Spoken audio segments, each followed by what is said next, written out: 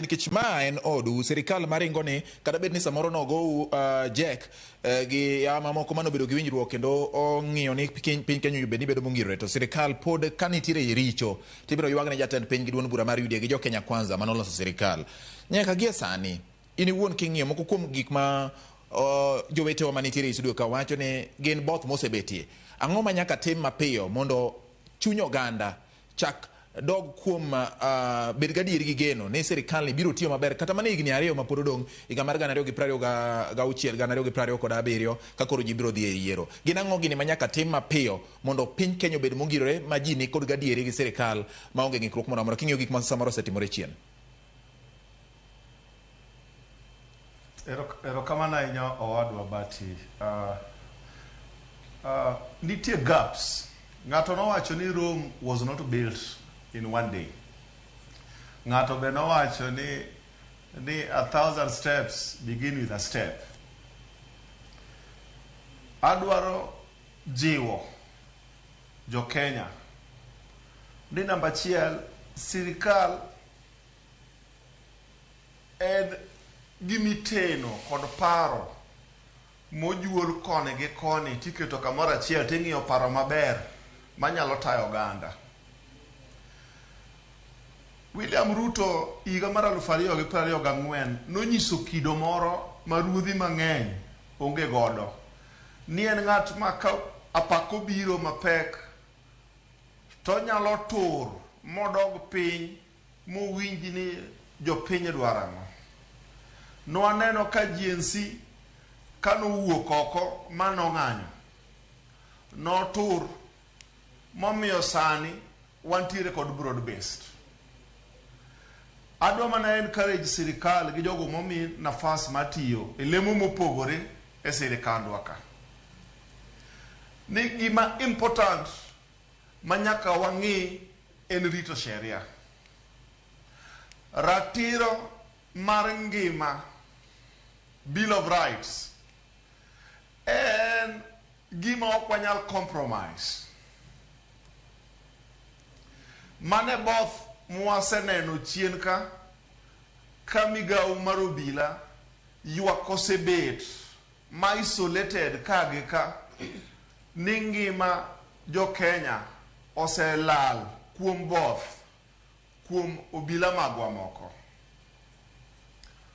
To nikech wan bende kaka jo Kenya dwa gomb ni sirikal nyaka ket tesre en ratiro mag jo UDA ma jo od bura matimo oversight ne sirikal mar goyo kowno jogo momi nafas matiyo ne jopiny e sirikal William Ruto ne. Ka nitie ng'at man gi nyawo to kete tesre ka tich otame to kaka notimne Rigathi Gachagua cha en bende timne kok onyal step aside. Kendo an gi mor ni achiel kuom obila mane ywak nitie nosetere doho kendo yalo dhi mbele kendo ratiro mag jogo maywak kod jogo modonjnegi doho biro miyowa ratiro. Equally, adwa mana kwayo ni in the process mar keto sirikal tesre wabed gi information kendo wabed cognizant ni ratiro mara ok override ratiro mar ng'ama ni batha. Nyaka wabed kwang'eyo ni in the process mar chiwo paro, in the process mar pingo ka waneno ni wan gi paro machielo watim ma kwa bedo guided gi the rule of law. An kaka nene owadwa Bati Kenya as it stands wan gi challenges but we are on the right path given time and the support mar jopiny gi stakeholders te. William Ruto did deliver the promise. Right. Ana kwayo mana jowinjo gi jo Kenya ni waherreuru wabed gi tolerance kuom jotelo moseyier. Okay. To owadondie kowacho gimoro kanyo. E Kenya ka wayiero jotelo 6. Wan gi MCA dhi malo nyaka ker. Kik wago malo kende kogno. Waduoge leadership marwa mag grassroots chakre MCA. Wang'ini to jowagi. Are they accountable? Gige jopiny responsibilities momigi. Manaro kwasebedo waketo gi tesre kata grassroots ka. Wabiro tayo Kenya madhi to the right direction. All right. Nikech kamalo ber to piny otop.